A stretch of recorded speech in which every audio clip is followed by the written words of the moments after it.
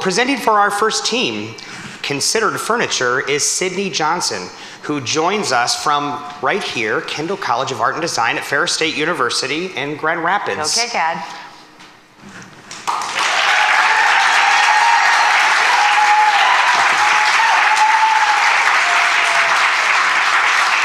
So, how does it feel to go first? You a little nervous? Excited. You're excited? Yes. Yeah. Better Excited, yet. yeah. All right, we'll take the stage. All right. Good luck. Thank you. All right, hi, I'm Sydney. I'm going to be representing my team in Considered Furniture today. I want to start off by showing you guys a photo, something that you guys see quite often on the side of the road, especially during this time of the year. A lot of furniture ending up on the side of the road to end in the landfills. This is something that happens all over the world, just this transition from furniture in the house. Furniture actually makes up 9.8 million tons of household waste annually and is ranked as the least recycled item in a household. Taking a quick look at the recent history of the furniture industry, with an increase in the mass production of furniture, the industry has been providing large, unnecessary quantities at low costs. So this is kind of a transition that's been happening since the 1950s. And then if you look at the end of this graph, the US has become the world's largest importer of furniture, which leads to another issue of a single container ship out polluting 50 million cars. So this issue with that transportation, burning fossil fuels going from different areas and bringing it to where the furniture is being sold. Uh-oh, I think we have a battery issue with this. Can you go to the next slide? Okay, thank you. Thanks. Okay, so this graph, looking at that transition that has been happening in the furniture industry, the percentage of furniture ending up in landfills has been increasing and is projected to continue to increase as interior design trends and furniture trends are more accessible, more affordable. People are buying them more, which means that number is detrimental to the landfill percentages. Common ways of obtaining furniture today, the first three: handed down, thrifted, and secondhand, and placeholder furniture. So this placeholder furniture mentality is that issue where people are buying furniture that lasts like 5 years and then it's ending up in the landfills. The last one, the expensive option, our consumers aren't wanting to make that investment in the furniture that they buy anymore because they know interior design trends are shifting. They don't want to buy that expensive piece of furniture that 5 or 10 years down the road, they want a new dining room table or a new sofa. They know that those trends are shifting. That's why we believe it's time to disrupt the way that consumers think about furniture and provide a company that offers ethical sourcing, one-shop and accessible products that are affordable, shift with trends, and that are also biodegradable. That's where Considered Furniture comes in. So we're an affordable and sustainable furniture line that incorporates a circular system that shifts the end-of-life responsibility from the user back to the manufacturer. And so in the first phase, we source plywood, and we've chosen plywood because it's the most effective use of a tree regarding the yield from the rotary cut, and then we go and CNC cut out of that sheet of plywood, which again maximizes the yield and eliminates the waste that we would be using from that product. Going into the large-scale furniture, so our coffee table or dining room table, these are pre-designed with the next phase of life into them, and so the coffee table is already planned to be remanufactured into that smaller scale furniture. So the dining room chair or the lounge chair or side table. That then gets remanufactured into our accessory pieces, so the picture frames, the wall hooks, and then when our products are at the end of their usable life, we grind them down into a sawdust that then gets mixed with the coffee grounds that we use for our stain to create a compostable material that we then would sell to tree farming companies to end that circular life cycle of our products. Taking a look at our customer experience, so our customers are ordering products online and then they get shipped to the house, and when the customer is done with that product, we take that back and recycle it or reuse it however is appropriate for the state that it's in. Our customer experience as well is going to be heavily based on the website, so this is just to show you guys what the customer would be seeing with our website that's up and running and a super simple design. As far as the product details, so that sheet of plywood that I talked to you guys about before, the CNC cut, one sheet of plywood can make 6 chairs, and then looking further into those pieces of furniture, each one is fully designed with fully biodegradable materials. And so there's no hardware integrated into any of the designs. The joints fit together and are designed for disassembly. We use a hide glue that we can use steam or warm water to separate those. So that remanufacturing process is really simple. And then another element are these life cycle markers that are an educational element. So when people have a dining room chair in their house and it's in the 2nd phase of life, it says life cycle 2. That's a conversation piece and an educational piece to talk to your friends and explain why considered furniture is unique and different. Going along with that buyback program, so the consumer has the product, and then when they're done with it, we can, like I said, take that product apart and recycle it however is appropriate. And then we get that return on investment because we can recycle that product into the new one or into a compostable material. Taking a look at our product journey map, so that material input goes into the manufacturing at a sustainable business park, out to regional collection centers is sold, and then to the consumer. In this graph, you can see with the green line that the product is taking, that's going out, and then the brown line coming back in, so you can see the circular system that our products are going through. And in the last slide, I mentioned that the Kent County, or the Sustainable Business Park. So this is an exciting part of our project, and our company actually fits into a request for the Kent County Sustainable Business Park for their businesses to build a sustainable park, which is the circular industrial ecosystem. It's a closed loop, zero waste to landfill manufacturing site. So it fits with considered furniture standards for what we want in a manufacturing site. Going again with this local aspect that we've taken on it for now is this reaching Grand Rapids demographic. So looking specifically at the 2,600 post-grad millennials here in Grand Rapids, and then shifting out to West Michigan, and then to the 8.5 million in the Midwest. These post-grad millennials typically have entry-level incomes, smaller apartments, and they care about the environment, but they just don't know where to begin with that, which brings me to our value proposition, which is a circular system that provides sustainable education and furniture for a curious new generation. So we believe a lot of our consumers really care about the environment. They want to make responsible choices, but they just don't really know exactly where to begin. So considered furniture can teach them about how they can do that at an affordable price, because oftentimes they can find great products, but it's just not at an achievable price point. So we offer affordable, sustainable living, the ability to upgrade, modern and quality look, and complete furnished living spaces. Taking a look at our competition, so you guys know IKEA, they're a really affordable, great company that you can buy it at that really affordable price, but it's only lasting consumers 5 to 10 years, and so that's fitting into that placeholder furniture mentality where 5 to 10 years down the road, that's ending up in the landfills. And then looking at our other competition, Copeland and Greenington, these companies are really sustainable, but they hit that really high price point that our consumers just can't afford at this point. So considered furniture fits right in between that at that high sustainability but more achievable price point. As far as marketing, so we have our Instagram page up. We're going to be doing a lot of social media marketing through Twitter, Instagram, and Facebook, as well as promoting our website through apartment and condo websites. And then taking a look at our financials, so we've projected out into the next 5 years with just looking into the economic feasibility of considered furniture, and we feel confident that we're arranged in a competitive price point based on the surveys and the research that we've done of other companies, and including that circulated volume back into our business plan.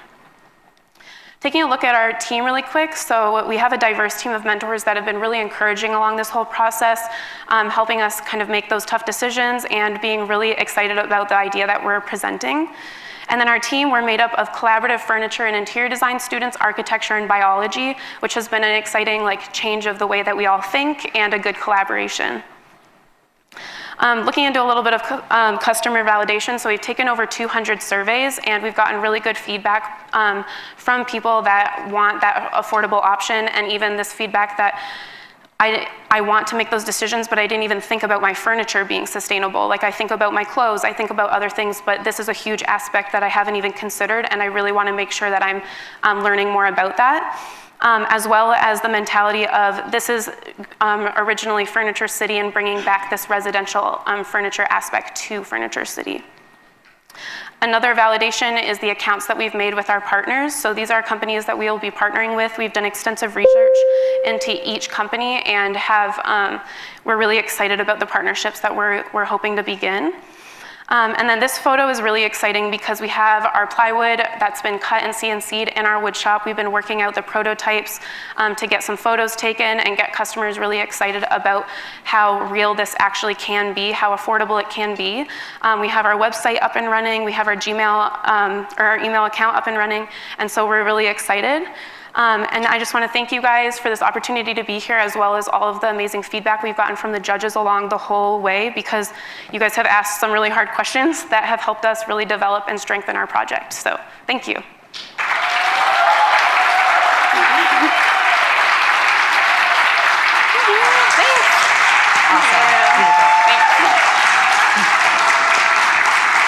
That's good. We got some good cheering going on. That's awesome. Thank you. Congratulations, Sydney. The judges are going to talk amongst themselves for a couple minutes, so we'll chat, and then we'll move into Q&A. Perfect. So tell us, you also, in addition to being a student, run a small interior design company. Yes. Tell us about that. So company is strong for what it is, but it's, I have a few residential and commercial clients that I work with, and so it kind of brings me into my passion for the built environment and how impactful that can be. A well-designed space. I'm actually studying architecture right now too, so just like continuing with that passion. And then going a little bit into really appreciating how furniture and the places that fill that can affect the space, and how this kind of system is based on kind of changing your mentality of making those different changes with the purchases that you're making and encouraging that circular life cycle. So it's incredible. Good for you. Thank you. Good for you. Thank So many you. good ideas. While they're still talking, tell us about your team. The team. Yeah. What did everybody bring to the table? Yeah. How did you work together? So our team, obviously, we're made up of Jack, who's studying biology at U of T. So he's kind of helped with looking into that material makeup of the different aspects. And then we have a lot of furniture designers, which has helped with different, I guess, like critiques for that, rather than like I don't have a credible critique on furniture design, you know. So a really strong team there. And then yeah, it's just been an interesting collaboration of the different ways that we all think and work, you know. So Fantastic. yeah. Teamwork versus dreamwork. Yes. Yeah, exactly. So judges, we'll turn it over to you for some Q&A. Good luck. Thank you. Yeah, there you go. Yeah. I'll jump in. That was a really buttoned up presentation. Like, congratulations. Yes. Thank you.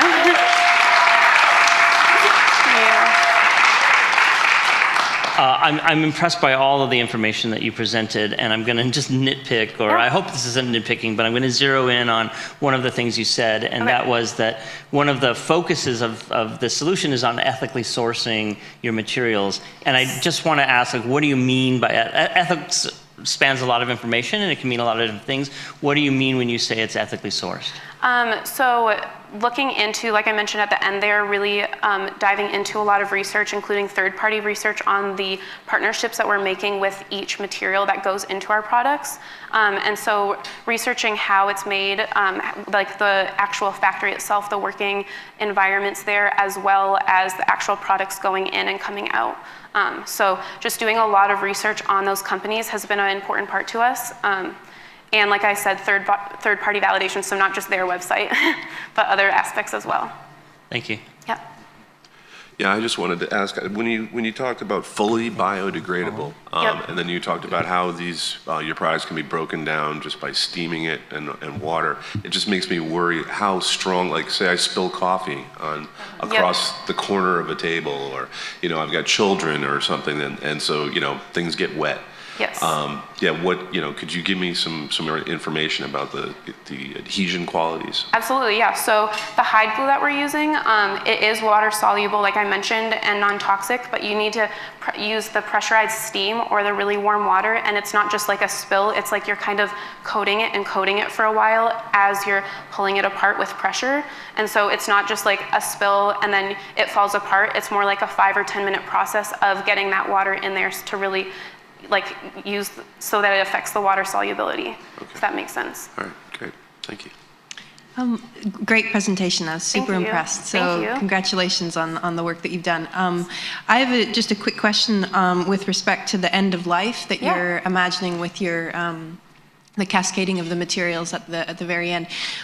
Is that part of the first question? Is that part of your business model in terms of valorizing that for you're giving it back to tree plantations? Is that right? Correct. Yes. Yeah. So I was curious of whether that was like actually a value added, or whether that was just kind of a donated product. So that was one question. And then the second one was that a choice among others in the sense of potential uses for that waste material that you've considered, or is that the one that just kind of jumped out at you for some reason? Oh, okay. So the first answer to the question is the compostable material is.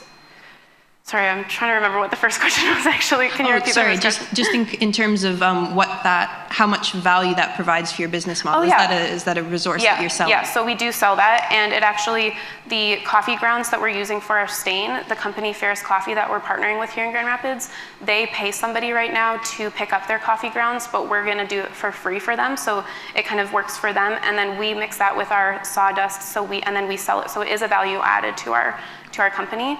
And then we did research on other ways of kind of composting that material down, but the bottom line was just, this is the best option. We don't know exactly specific tree farms that we would sell to. Maybe it would be we sell to 3 different, or we make a partnership with one specifically, but that's kind of the decision that we made with that. Thank you. Every municipal composting operation that I know of requires paying the composter to accept the material. Yeah. Why would a farmer or a tree farm buy your material versus you having to pay them? So the people that we're selling it to for the tree farming? Right. It's a very good question. Can I circle back to that? Do you guys have any other questions and I can come back to it? Sure, yeah. Okay. Cost of reverse logistics. So I know a key piece of this is, which I didn't see reflected in your revenue. Okay. In your model. You're going to sell in a distributed way. You're going to have centralized manufacturing. Yep. So how do you intend, what's the plan for those materials or those products to come back to you for their second life? Yes. Okay. So we will have, depending on our growth, we'll have collection centers that we're partnering with other companies, so that's not just our space, so it's more affordable. And so once the product has been collected, it goes back to those collection centers and we kind of build up the stock there. And then when it's appropriate, like we have enough, then it comes back to our manufacturing plant.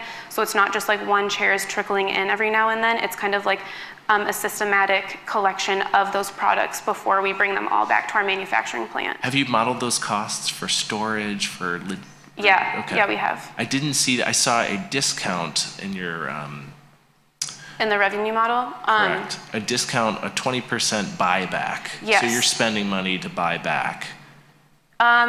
Yes. We get the return on investment though, like, because that's something that we've sold them and we want that back because we want to recycle that product to make it into a new one that we sell then for $2,500. So we buy that product back for $600 and sell it for $25. Ah, okay. Understood. I also just wanted to build off of my fellow judges' comments that I really enjoyed the presentation. And a couple of things that I did like were the solid prototyping, the surveying that you did, the fact that you're really focusing on modularity. Like Chris, I question durability over the long term. Okay. A lot of furniture companies are either really solidly gluing things together or mechanical fastening. Okay. And I like that you are that you're trying to avoid the mechanical fasteners, but I do wonder over the long term how environmental chamber testing or those kinds of things may give you some information about the durability. Yeah. I do have a couple questions from Colin. Oh, awesome. Okay. So, Colin asks, if you created an advertisement for considered furniture, what would your key message be? And what would convince customers to buy it? Yeah, so our big thing that we're trying to emphasize is obviously the sustainable and affordable, but then also this education to kind of persuade a new way of looking at the way that you make your purchases and looking into the companies that you're purchasing from. And so emphasizing that we take that responsibility from the user back to us, the manufacturer, to recycle it however is appropriate. So really trying to explain to our customer demographic, I guess through the advertisement, that we want you guys to buy from us because we want to encourage this new life cycle that you can take and encourage you to learn more with us through like life cycle 1, life cycle 2, life cycle 3 of the products. Any questions off of that one? No, but I have another one if Colin doesn't. Please. Okay. One of the things I didn't, two things actually. How long do you expect your furniture to last before it goes into another phase? Because you mentioned, I think, 5 to 10 years for IKEA? Yes. Yeah, so our customer demographic really fits into this urban nomad demographic where they're constantly moving. So obviously there's going to be changes in that and unique situations, but for the majority, they're moving quite often. So we don't see our furniture really staying in those homes longer than 5 years. And then we do have the ability to upgrade if they have the furniture and they're like, I'm making more money now, I want to upgrade this piece or send it back and kind of get like a higher quality version of it. But we don't see it because of that constant shift in the life cycle staying necessarily for longer than 5 years. Okay, because one of the things I didn't see within your service model was anything about repairability. And Okay. it seems like you've built an opportunity where, you know, if an arm is broken or scratched or, you know, needing to be replaced, rather than recycle the whole thing down to the next phase, it seems like it would be fairly easy for someone to have this repaired. Correct, yeah. So we hope to have really great customer service so that they kind of understand they can reach out to us with the problems that they are having. And like you said, we don't want to just, if they have a broken leg of a table, make them a new one. And so it would be a small bit of case by case, but taking that back and adding that new leg in depending on how it is broken, but definitely working with repairs. 1 minute. Yep. Last thing then is obviously your revenue model has to adjust to the fact that, you know, this furniture is going to last someone longer than maybe Yep. what they're doing now. So you're not making as much in the long run because you're, you know, satisfying people with less furniture. Yes. How does that fit into your model? So if it does end up, you mean like if somebody does keep it for longer than 5 years? I think that in that case, it's still, we're hoping to expand, like I said, start in Grand Rapids, start moving out to like the larger cities and then the Midwest as a whole. And so reaching more customers, which would kind of like the natural growth of a company, continue to bring in more money for us as we continue to grow, rather than continually working with the same customers in the same space. Great, thank you. Should I circle back to your question? I have Yes, 5 seconds. please. Can you, oh gosh, Go ahead. can you repeat the question again? I believe really it was quick? related to cost of reverse logistics, and have you planned that? Is that right? No, that was No, that's the other one. the first one was about the cost of composting. So Right. we have to Oh, pay and why to- they're going to buy it from us. Yeah. Right. Thank you. Okay, so we talked to some of the companies that we would like potentially partner with. We haven't started accounts with any of them yet, but because of kind of how we're going about our business, it was a conversation of them purchasing versus selling. So I don't know if it was like the way that we went about the conversation, or kind of it wasn't necessarily as like, hey, we want to make an account tomorrow, but it was more so conversational based on this is the product that we're working on, this is what we want to create, and then we'd be composting through the business park. And so we've talked to them about how they compost the specific plywood, what they do, and how they kind of separate that. So it would be kind of a collaboration there, Got it. if that makes sense. So, Thank you. yeah, thank you guys so Thank much. you, judges. Thank you. Thank you. Am I good to go? Sorry? Am I good to go? We're all Okay, set. thanks. Yep, we're all set.